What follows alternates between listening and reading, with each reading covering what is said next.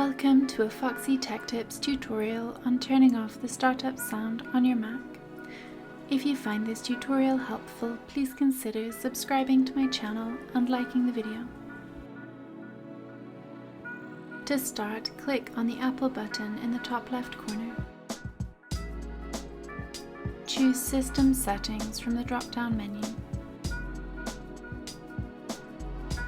Choose Sound from the left sidebar menu.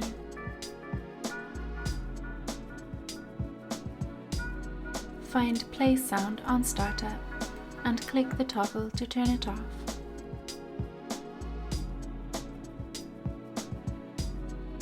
When off, the toggle will be grey.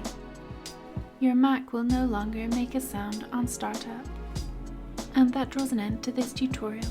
Please like the video if you found it helpful and subscribe to Foxy Tech Tips for more Mac tips and tricks.